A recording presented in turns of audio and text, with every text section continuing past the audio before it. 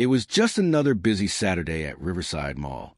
Families shopping, children laughing, the smell of fresh pretzels filling the air.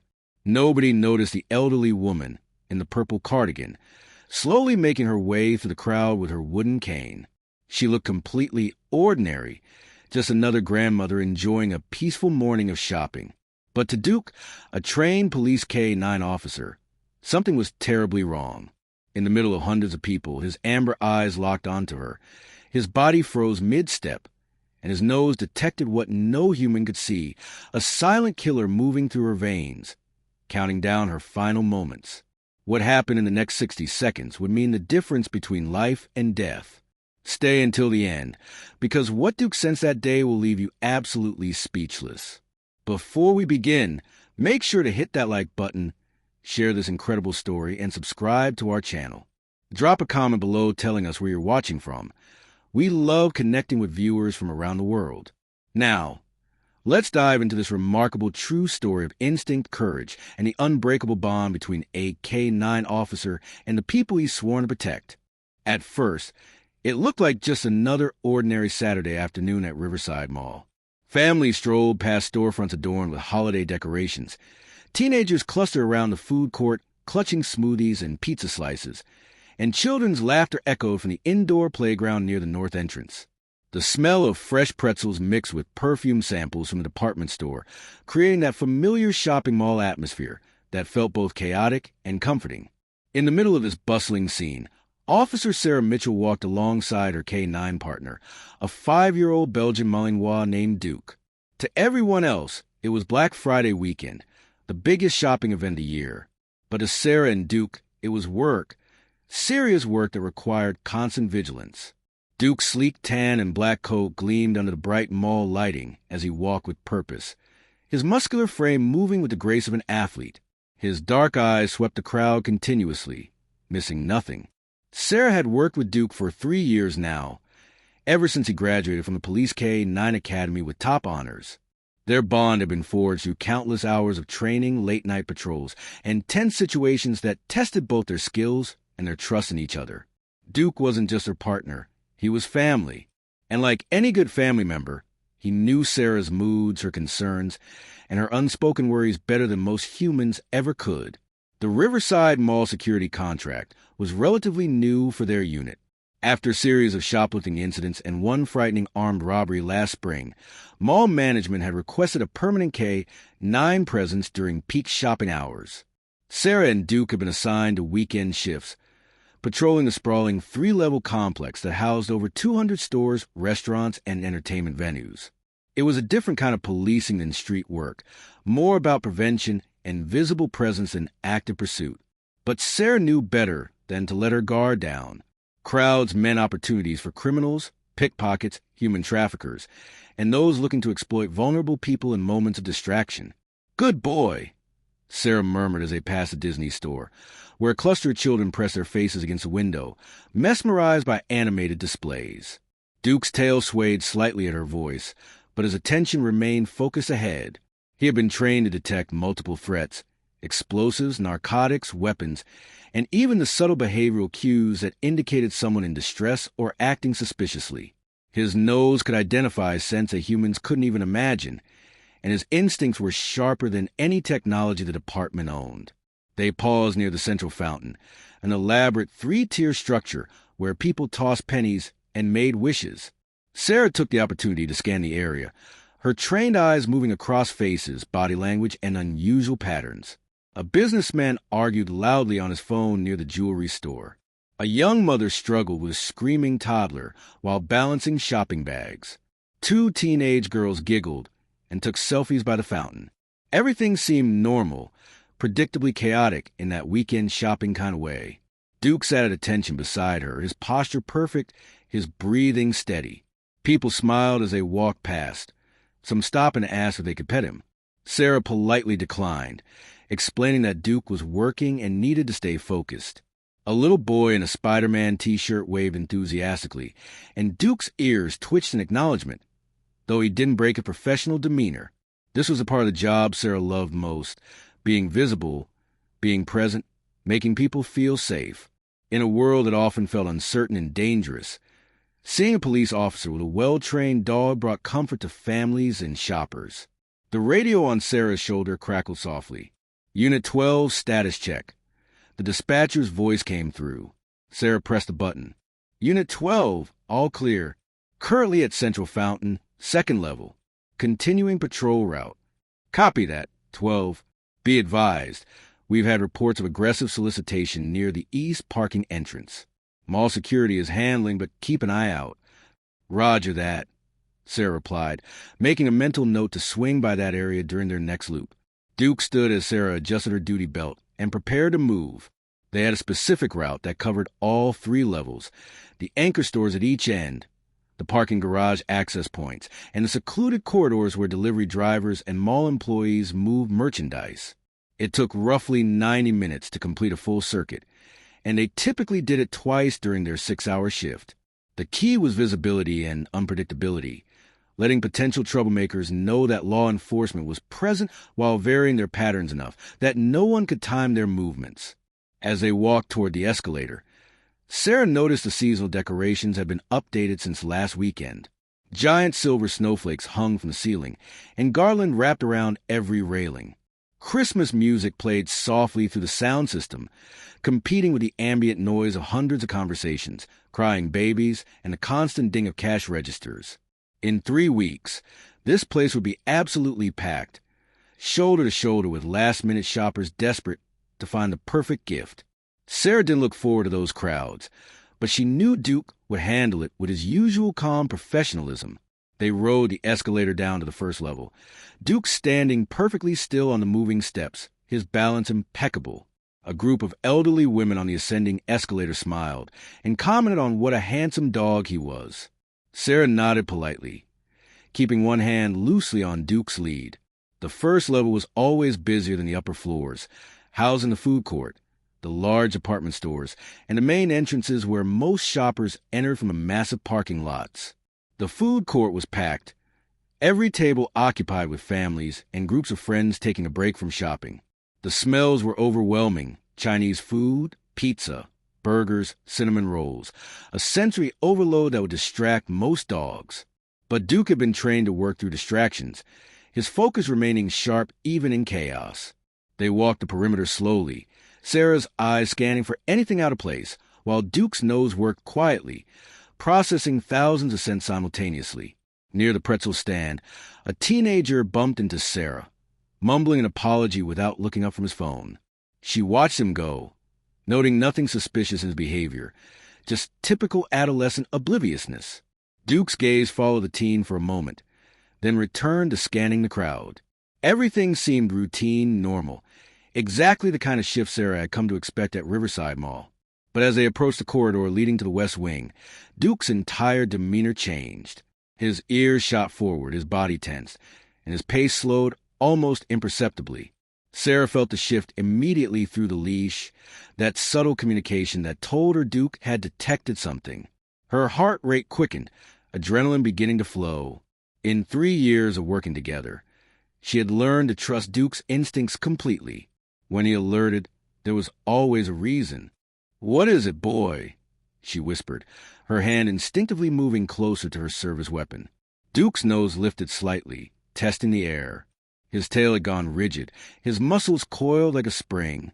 He wasn't showing signs of aggression, no growling or raised hackles, but his body language screamed alertness. Something had caught his attention, something important. Sarah scanned the crowd ahead, trying to see what Duke's superior senses had already detected. Shoppers moved in their usual patterns, bags swinging, conversations flowing, nothing immediately obvious. Then Duke took 3 deliberate steps forward and froze completely. His body became a statue, one paw raised slightly off the ground, his nose pointed directly ahead. Sarah's breath caught in her throat. This was Duke's trained alert position, the stance he took when he detected something significant. Her eyes followed his line of sight, trying to identify the target. Ahead, near the entrance to Macy's, an elderly woman in a purple cardigan moved slowly through the crowd, using a wooden cane for support. She looked to be in her 70s, with silver hair styled in neat curls and glasses perched on her nose. She carried a small shopping bag and seemed to be heading toward the exit. Sarah frowned, confused. The woman looked completely ordinary, harmless, exactly the kind of grandmother who came to the mall for gentle exercise and maybe a new sweater. Why would Duke alert on her? But Duke remained frozen, his entire body radiating intensity. His training was extensive and specific. He didn't give false alerts. If he was reacting this strongly, something was desperately wrong. The elderly woman paused, seeming to catch her breath. She leaned more heavily on her cane, her free hand moving to her chest. Even from this distance, Sarah could see the woman's face had gone pale, a slight sheen of sweat visible on her forehead. Then it clicked. Duke wasn't alerting to a threat. He was alerting to someone in medical distress, someone whose body chemistry had changed in ways only his extraordinary nose could detect. "Good boy," Sarah breathed, already moving forward. "Show me." Duke needed no further encouragement. He moved with swift purpose, weaving through the crowd with Sarah close behind, closing the distance to the elderly woman, who had no idea that in the next few moments, a police dog's incredible instincts were about to save her life. Duke reached the elderly woman first, positioning himself directly in her path with gentle but firm purpose. Sarah was only steps behind, her training kicking in as she assessed the situation with rapid precision. The woman stopped abruptly, startled by the sudden appearance of the police dog in front of her. Her eyes widened behind her glasses, confusion and a hint of fear crossing her weathered face. "Oh, my," she said softly, her voice trembling slightly. Her hand clutched her chest more tightly, and Sarah noticed the woman's breathing had become shallow and rapid. "I'm sorry, officer. Did I do something wrong?" "Ma'am, I'm Officer Mitchell," Sarah said gently, keeping her voice calm and reassuring. "You haven't done anything wrong at all. My partner here seems very concerned about you. Are you feeling all right?" She moved closer, her experienced eyes taking in every detail. The woman's complexion had gone from pale to slightly gray, and small beads of perspiration dotted her forehead, despite the mall's comfortable air conditioning. Her left hand, the one pressed against her chest, was trembling noticeably. The woman tried to smile, but it came out as more of a grimace. "I'm fine, dear. Just a little tired from shopping. It's been a busy morning." Her words were brave, but her body told a different story. She swayed slightly, and her grip on the wooden cane tightened until her knuckles turned white. "I was just heading to my car. My daughter is meeting me for lunch, and I don't want to be late." Duke hadn't moved. He stood perfectly still, his eyes locked on the woman's face, his body positioned in a way that would catch her as she fell. Sarah had seen this behavior before during their medical alert training, but never in the field with a complete stranger. Duke had been cross-trained to detect changes in blood chemistry that occurred during cardiac events, strokes, and diabetic emergencies. The fact that he was maintaining his alert position meant something was seriously wrong, even if the woman herself didn't recognize it yet. "Ma'am, I need you to trust me," Sarah said, her voice taking on a more authoritative but still gentle tone. "What's your name?" "Margaret," the woman replied, her breathing becoming more labored. "Margaret Henderson. Really, I'm okay. I just need to sit down for a moment." She looked around, searching for a bench, but the nearest seating was 20 feet away near the fountain. She took one step in that direction, and her legs buckled. Duke moved like lightning. In one fluid motion, he positioned himself under Margaret's falling body, his strong frame catching her weight and preventing her from hitting the hard tile floor. Sarah lunged forward simultaneously, grabbing Margaret's arm and helping to steady her. Together, they eased the elderly woman down into a sitting position, her back against the wall near the Macy's entrance. Someone called 911. Sarah shouted to the gathering crowd. Several people immediately pulled out their phones. A mall security guard pushed through the onlookers, radio already in hand. "Paramedics are on the way," he confirmed. ETA for minutes. Margaret's eyes were half closed now, her breathing coming in short, painful gasps. "My chest," she whispered, her voice barely audible. "It hurts so much, like an elephant sitting on it." Her right hand moved weakly toward Sarah. "I think something's really wrong." Sarah's heart pounded as she knelt beside Margaret, one hand checking for a pulse at the woman's wrist. It was rapid and irregular, Exactly what she feared. Margaret, listen to me. I think you're having a heart attack. The paramedics are almost here. I need you to stay with me, okay? Keep your eyes open and keep talking to me. Duke laid down beside Margaret, his head resting gently against her leg, his warm presence providing comfort in the midst of crisis. The woman's free hand moved instinctively to touch his soft fur, her fingers trembling as they ran across his head. "Good dog," she whispered, tears forming in her eyes. "Such a good dog. How did you know?" "He's trained to detect medical emergencies," Sarah explained, keeping her voice steady even as her own anxiety climbed. She pulled out a small bottle of aspirin from her duty belt's medical pouch, something she always carried for exactly this situation. "Margaret, can you chew these for me? It's aspirin. It'll help with your heart." She placed 2 tablets in the woman's palm. Margaret nodded weakly and put the aspirin in her mouth, chewing slowly. Her face contorted in pain, and she leaned more heavily against the wall. "I should have listened to my body," she said between labored breaths. "I felt strange this morning, but I thought it was just indigestion. I had those pickles with my breakfast sandwich." She tried to laugh, but ended up coughing instead. The crowd around them had grown larger, phones recording, people whispering, children asking their parents what was happening. Sarah looked up at the security guard. "I need you to clear a path to the main entrance. The paramedics need to get their gurney through here fast." The guard nodded and began ushering people back, creating a corridor for the curious onlookers. Duke remained perfectly still beside Margaret, his eyes alert but his body calm, radiating the kind of steady peace that only animals seem capable of in moments of crisis. Margaret's hand continued to rest on his head, drawing comfort from his presence. "I live alone," she said suddenly, her voice weak but urgent. "My daughter, her name is Patricia. Her number is in my phone, in my purse." She gestured weakly toward the small handbag that had fallen beside her. Sarah retrieved the purse and found the phone, an older model with large buttons, clearly designed for seniors. "I'll make sure Patricia knows what's happening," she promised. "But right now, I need you to focus on breathing. Slow, steady breaths. In through your nose, out through your mouth. Can you do that for me?"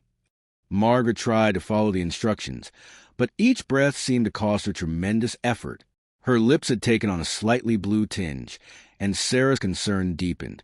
Where were those paramedics? She glanced at her watch. 3 minutes had passed since the call. It felt like an eternity.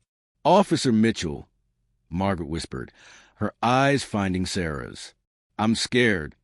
Sarah squeezed the woman's hand gently.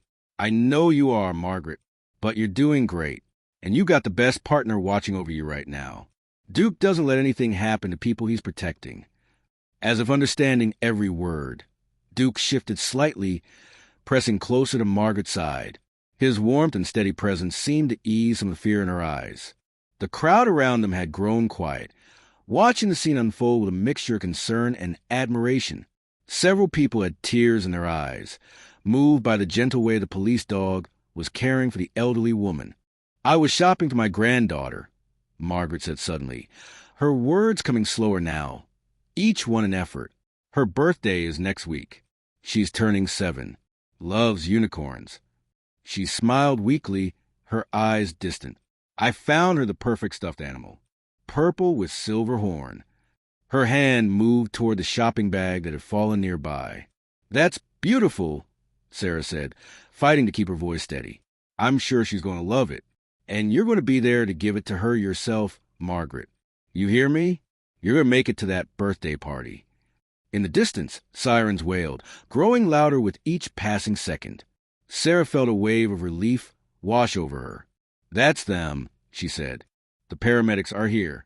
You're going to be okay." The security guard's radio crackled. "Paramedics entering through main entrance now.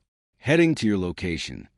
Seconds later, 2 paramedics rushed through the crowd, equipment bags in hand, a gurney being wheeled behind them by a third member of their team. They moved with practiced efficiency, immediately kneeling beside Margaret and beginning their assessment. "What view we got?" the lead paramedic asked, already placing an oxygen mask over Margaret's face. 73-year-old female, possible cardiac event," Sarah reported crisply.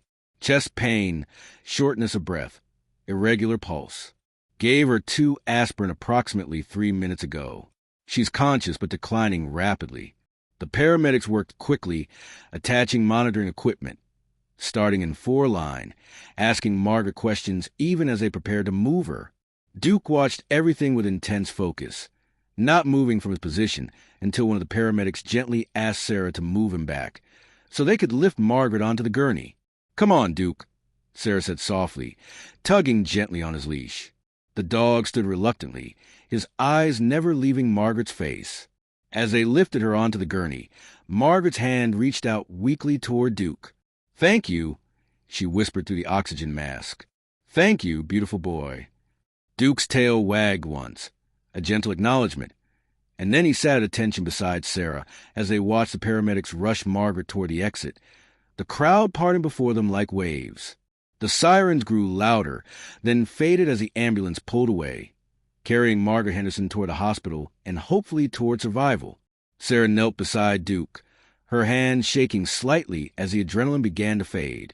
She wrapped her arms around her partner's neck, pressing her face against his fur.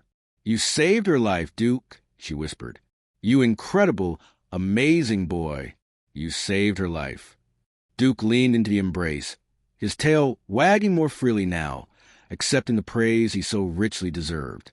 Around them, the crowd burst into spontaneous applause, the sound echoing to the mall like thunder. People called out words of appreciation, some crying, others smiling through their tears. And in that moment, surrounded by strangers who had witnessed something extraordinary, Sarah Mitchell knew exactly why she had become a K-9 officer. This was what it was all about, being there when someone needed help most, having a partner whose instincts and training could mean the difference between life and death. And in that moment, surrounded by strangers who had witnessed something extraordinary, Sarah Mitchell knew exactly why she had become a K-9 officer. This was what it was all about, being there when someone needed help most, having a partner whose instincts and training could mean the difference between life and death. But neither Sarah nor Duke knew that this was just the beginning of their story. What happened next would test their partnership in ways neither could imagine. The rest of Sarah's shift passed in a blur of incident reports, statements to mall management, and curious questions from other shoppers who had heard about the dramatic rescue. Duke remained close to her side, his demeanor calm but watchful, as he too felt the weight of what had transpired. By the time they returned to the station that evening, Sarah's mind was still replaying every moment, from Duke's initial alert to Margaret's frightened eyes as the paramedics wheeled her away. "Mitchell, good work today," Sergeant Roberts called out as Sarah signed out in the duty room. The gray-haired veteran officer had been with the department for 27 years and had seen just about everything. Medical saves are always the ones that stick with you. That dog of yours is something special.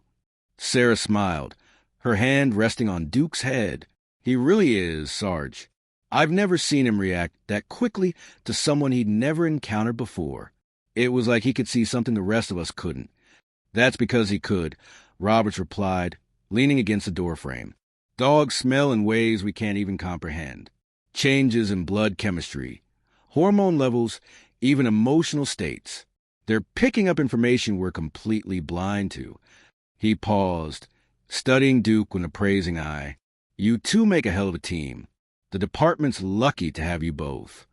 As Sarah drove home that night, Duke secured in his special compartment in the back of her SUV. Her phone rang. The caller ID showed a number she didn't recognize. Normally she wouldn't answer, but something made her press the accept button. "Officer Mitchell speaking." "Officer Mitchell, this is Patricia Chan." The voice on the other end was thick with emotion. "I'm Margaret Henderson's daughter. The hospital gave me your number. I wanted to call and thank you. Thank you for saving my mother's life." Sarah pulled into a parking lot, not trusting herself to drive and have this conversation simultaneously. "Mrs. Chun, how's your mother doing?" "She's stable," Patricia said, her voice breaking slightly. "The doctor said if she hadn't received help when she did, if that aspirin hadn't been administered so quickly, she would have died right there in the mall. They said minutes made the difference. And it was your dog, wasn't it?" The nurses told me a police dog detected something was wrong before my mother even collapsed. Duke, Sarah said softly, glancing in the rearview mirror at her partner. His name is Duke. And yes, he alerted to your mother's distress. I've worked with him for 3 years, and I've never seen him react with such urgency to a stranger before. Patricia was quiet for a moment, and Sarah could hear her trying to compose herself.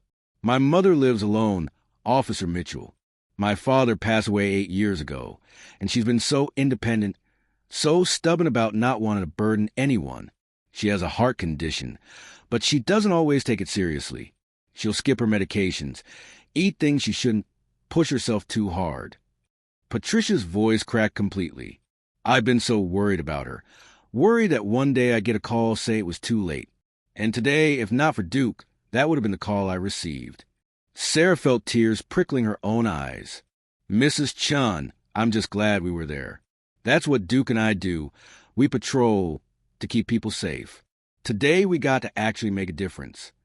Would it be possible, Patricia asked hesitantly, for me and my mother to meet Duke properly? When she's recovered, of course. She keeps talking about him, about how he stayed with her, how safe she felt with him there. I think it would mean the world to her to see him again and to thank him herself. Sarah smiled. We'd be honored. Absolutely. When she's feeling better, just give me a call. We'll arrange something. After they said goodbye, Sarah sat in the parking lot for several more minutes, processing everything. She had joined the K-9 unit because she loved dogs and wanted to serve her community. But moments like this reminded her why the work mattered so deeply. Lives weren't just statistics or incident reports. They were Margaret Henderson shopping for her granddaughter's birthday present. They were daughters like Patricia, who needed more time with their mothers. They were the connections and relationships that made human existence meaningful. 3 weeks passed. Sarah and Duke continued their regular patrols at Riverside Mall, and word of Margaret's rescue had spread throughout the shopping center. Store employees waved when they passed. Security guards gave them respectful nods, and more than once, Sarah overheard parents pointing out Duke to their children and telling them the story of how he saved a grandmother's life. Duke took it all in stride, his professionalism never wavering, though Sarah noticed his tail wagged a bit more enthusiastically during their mall shifts now. Then one Saturday afternoon, as they patrolled near the food court, Sarah's phone buzzed with a text message. It was from Patricia Chun. Mom is being discharged today. She's been asking about Duke every single day.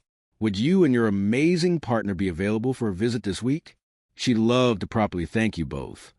Sarah replied immediately, suggesting they meet at the mall the following Tuesday during a quieter midday shift. It would give Margaret a chance to see Duke in his working environment, and a familiar setting might help her process the trauma of what had happened there. Tuesday afternoon arrived crisp and clear, the November sky a brilliant blue visible through the mall's skylight windows. Sarah and Duke were positioned near the central fountain, the same area where Duke had first alerted to Margaret's distress 3 weeks earlier. Sarah felt her heart rate quicken as she spotted Patricia walking to the main entrance, her arm linked gently with an elderly woman moving slowly but steadily with a cane. Margaret Henderson looked remarkably better than the last time Sarah had seen her. Color had returned to her cheeks. Her eyes were bright and alert. And though she moved carefully, there was strength in her posture that hadn't been there before. She wore a soft pink sweater and had a silk scarf tied around her neck, looking every bit the dignified grandmother Sarah had imagined. Duke's ears perked up immediately. His tail began wagging before Margaret even got close, as if he remembered her scent, her presence, the moment they had shared. Sarah felt a lump form in her throat, watching her partner's reaction. Officer Mitchell, Patricia called out warmly, guiding her mother closer. Thank you so much for meeting us. But Margaret's eyes were only for Duke. She stopped a few feet away, her own eyes filling with tears as she looked at the Belgian Malinois who had saved her life. Hello, beautiful boy, she said softly. Do you remember me? Duke pulled gently against his leash, not aggressively but with clear intent. Sarah understood immediately and unclipped the lead, giving Duke permission to approach. The dog moved forward slowly, respectfully, his tail wagging in gentle arcs. When he reached Margaret, He sat directly in front of her and placed one paw gently on her shoe, a gesture of recognition and connection. Margaret's tears spilled over. She bent down slowly, Patricia supporting her, and wrapped her arms around Duke's neck. "Thank you," she whispered into his fur. "Thank you for not giving up on me. Thank you for seeing what I couldn't see." Her shoulders shook with emotion, and Duke remained perfectly still, letting her hold him for as long as she needed. Sarah found herself wiping away her own tears. Patricia was crying too, one hand on her mother's back, the other reaching out to touch Duke's head. "The doctors told us that Mom had a 90% blockage in her main coronary artery," Patricia said, her voice thick with emotion. "They called it a widowmaker heart attack. Without immediate intervention, survival rates are less than 10%. Duke didn't just help my mother. He performed a miracle." Margaret finally straightened, though she kept one hand resting on Duke's head. She looked at Sarah with profound gratitude. "Officer Mitchell, I want you to know that I've made changes since that day. I'm taking my health seriously now. I'm taking my medications properly. I've changed my diet, and I'm attending cardiac rehabilitation 3 times a week. My granddaughter's birthday party is this weekend, and I'm going to be there because of Duke. I get to watch my babies grow up because this extraordinary animal refused to walk past me." Sarah smiled through her tears. "Duke has a gift, Mrs. Henderson. He can sense things we can't. But more than that, he cares. He's not just trained to detect medical emergencies. He genuinely wants to help people. It's in his nature." Like guardian angel of fur, Margaret said with a soft laugh. She reached into her purse and pulled out a small gift bag. "I want to give Duke something, a token of my gratitude. I hope this is okay." Inside the bag was a handmade dog collar, beautifully crafted from soft leather with Duke's name embroidered in silver thread. Attached to it was a small medallion engraved with the words, "Hero, Lifesaver, Friend." Sarah's throat tightened. "Mrs. Henderson, this is beautiful. We'll treasure it always." They spent another 20 minutes together, Margaret telling them about her recovery, about her granddaughter's upcoming party, about how the experience had changed her perspective on life. Duke remained close to her the entire time, occasionally leaning against her leg or placing his head in her lap when she sat on a nearby bench. As they prepared to say goodbye, Margaret held Duke's face in both hands and looked into his intelligent eyes. "You're special," she told him. "Don't ever forget how special you are." Duke's tail wagged, and he licked her hand gently once before stepping back to Sarah's side. As Sarah watched Margaret and Patricia walk away, the elderly woman turning back twice to wave at Duke, she felt an overwhelming sense of purpose and pride. This was why they did what they did, not for recognition or glory, but for moments exactly like this, moments where love, courage, and instinct combined to give someone a second chance at life. But as perfect as this moment was, neither Sarah nor Duke could have known that their greatest challenge was still ahead, one that would test not just Duke's abilities, but the very foundation of their unbreakable bond. 6 months had passed since Duke saved Margaret Henderson's life, and the story had become something of a local legend. The local news had run a feature about Duke's heroic detection. The police department had recognized him with a commendation, and Margaret herself had become an unofficial ambassador for K-9 units, speaking at community events about how Duke's gift had given her precious extra years with her family. Sarah and Duke had settled back into their routine, but something had shifted between them. Their bond had deepened in ways Sarah couldn't quite explain, as if saving Margaret's life had unlocked a new level of understanding and trust. It was a humid Thursday afternoon in May when everything changed. Sarah and Duke were patrolling the mall's upper level when Sarah noticed Duke's pace had slowed. At first, she attributed it to the heat, even though the mall was air-conditioned. Duke was wearing his vest and had been working for several hours. But as they continued their route, she noticed him favor his right front leg, a subtle limp that most people wouldn't catch, but that Sarah recognized immediately. "Duke, heel," she commanded softly, kneeling to examine his paw. There was no visible injury, no cuts or swelling, but Duke flinched slightly when she pressed gently on his shoulder. Her heart sank. She had seen this before in other working dogs, the inevitable wear and tear that came from years of demanding physical work. Duke was only 5 years old, which should have been his prime, but he'd been working intensively since he was 18 months old. Every patrol, Every training session, every emergency response had taken its toll on his body. Sarah made the decision immediately. "Come on, buddy, we're done for today." She radioed dispatch that they were ending their shift early and heading to the veterinary clinic that specialized in police and military working dogs. Duke walked beside her without complaint, his limp becoming more pronounced with each step. By the time they reached her SUV, Sarah's concern had transformed into genuine fear. Dr. Amanda Chun, no relation Patricia, was one of the best veterinary orthopedic specialists in the state. She examined Duke thoroughly, her experienced hands moving carefully over his joints and muscles, while Duke stood patiently on the examination table. Sarah watched anxiously, reading the veterinarian's expressions for any hint of what she was finding. "Officer Mitchell," Dr. Chin said finally, her voice gentle but serious. "Duke has significant damage to his right shoulder joint. It's a combination of repetitive strain and early-onset arthritis, common in working dogs who perform high-intensity activities. The good news is it's treatable. The challenging news is that his days as an active patrol dog are likely coming to an end sooner than we'd hoped." Sarah felt as if the floor had dropped out from beneath her. How much sooner? Dr. Chin pulled up x-rays on her computer screen, pointing to areas of concern. With proper treatment, rest, and reduced activity, Duke can continue light duty for perhaps another year. But the kind of work he's been doing, the mall patrols, the emergency responses, the physical demands, continuing at that pace will cause him significant pain and could lead to permanent disability.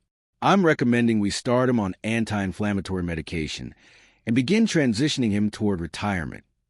The word retirement hit Sarah like a physical blow. Duke was her partner, her best friend, the reason she loved coming to work every day. The idea of not having him by her side, of watching him forced into an early retirement because his body couldn't keep up with his incredible spirit, was almost unbearable. But as she looked at Duke, who was watching her with those intelligent amber eyes, she knew what she had to do. His well-being had to come first, even if it broke her heart. Over the next several weeks, Sarah and Duke's routine changed dramatically. They transitioned to administrative duties, community outreach programs, and school visits where Duke could interact with children without the physical demands of patrol work. Sarah requested a transfer to the department's Community Relations Division, a move that surprised her colleagues, but one she knew was necessary. If Duke couldn't be on active duty, she would find a way for them to continue serving together in whatever capacity his body would allow. But something unexpected happened during this transition. As Duke visited schools, nursing homes, and community centers, Sarah began to see a different side of her partner's gift. Without the pressure of active patrol work, Duke's natural empathy and intuition seemed to flourish in new ways. At an elementary school assembly, he sat perfectly still while a child with autism, who typically avoided physical contact, spent 20 minutes quietly petting him and whispering secrets into his ear. At a veteran support group, Duke approached a man suffering from PTSD and simply rested his head in the veteran's lap, providing comfort that no therapist had been able to offer. At the nursing home, Duke moved from resident to resident as if he could sense exactly who needed his presence most. One afternoon, they visited Sunshine Senior Living Center for a scheduled meet and greet with residents. Sarah was speaking with the activities director when Duke suddenly pulled away from her side, something he rarely did without permission. He walked directly across the common room to where an elderly man sat alone in a wheelchair near the window, staring vacantly out at the garden. The man, according to his name tag, was Robert Sullivan, and the staff had mentioned he rarely spoke or engaged with activities since his wife had passed away 3 months earlier. Duke sat directly in front of Robert's wheelchair and placed his paw on the man's knee, the same gesture he had made with Margaret Henderson. Robert's cloudy eyes slowly focused on the dog before him. For a long moment, nothing happened. Then, slowly, tentatively, Robert's weathered hand reached out and touched Duke's head. "Hello there, soldier," he whispered, his voice rusty from disuse. "You remind me of the dogs we had in Korea. Good dogs. Loyal dogs. They saved so many of us." Sarah watched, transfixed, as Duke remained perfectly still, letting Robert stroke his fur and talk about memories that had been locked away for decades. Other residents gathered around, drawn by the tender scene. Within minutes, Robert was surrounded by people, sharing stories, laughing, crying, reconnected with a world he had withdrawn from. And at the center of it all was Duke, the catalyst for healing, his presence opening doors that grief had closed. The activity's director approached Sarah with tears in her eyes. "We've tried everything to reach Mr. Sullivan. Music therapy, art classes, group activities.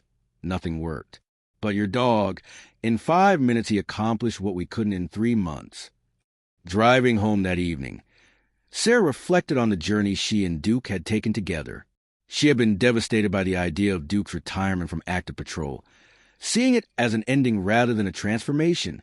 But watching him today, seeing the profound impact he had on Robert Sullivan and countless others they had met during their community work, Sarah realized something important.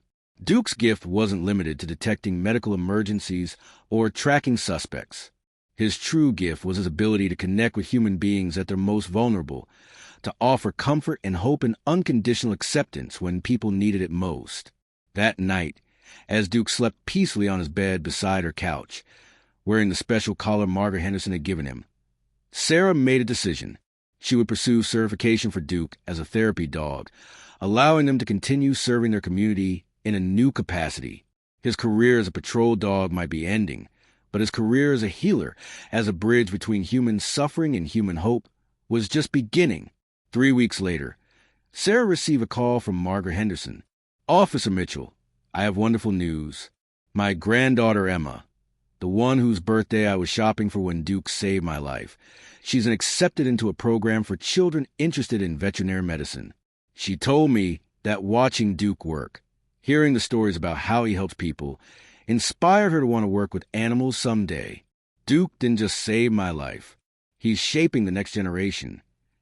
Sarah smiled, looking down at Duke, who had lifted his head at the sound of Margaret's name through the phone speaker. "Mrs. Henderson, Duke and I are honored, truly honored." After they said goodbye, Sarah knelt beside Duke and wrapped her arms around him. "You know what you are," she whispered. "You're not just a police dog or a therapy dog or even a hero. You're proof that sometimes the greatest service we can offer isn't about strength or speed or even training. Sometimes it's just about showing up, paying attention, and caring enough to act when someone needs help. You changed Margaret's life and Robert's life and Emma's life, and you've changed mine too." Duke's tail thumped against the floor, and he licked Sarah's cheek with gentle affection. In his eyes, she saw the same intelligence and devotion that had drawn her to him 3 years ago, unchanged by injury or transition or the passage of time. Their partnership had evolved, but it hadn't diminished. If anything, it had deepened into something more profound than she could have imagined. As the sun set outside her window, painting the sky in shades of orange and gold, Sarah thought about all the lives Duke had touched and all the lives he would continue to touch. He had started as a working police dog, trained to protect and serve. But he had become something more, a reminder that heroism comes in many forms, and that sometimes the most powerful thing we can do is simply recognize when someone needs help and refuse to walk away. Duke had taught her that lesson at Riverside Mall 6 months ago when he froze in front of an elderly woman no one else noticed. And he continued teaching her that lesson every single day in nursing homes and schools and community centers, wherever people needed hope, comfort, and the unwavering love that only a dog like Duke could provide. Their story wasn't ending. It was transforming, evolving into something even more beautiful than either of them could have predicted. And as Sarah looked at her remarkable partner, she knew with absolute certainty that the best chapters of their journey together were still ahead, waiting to be written one act of kindness, one moment of connection, one life saved at a time.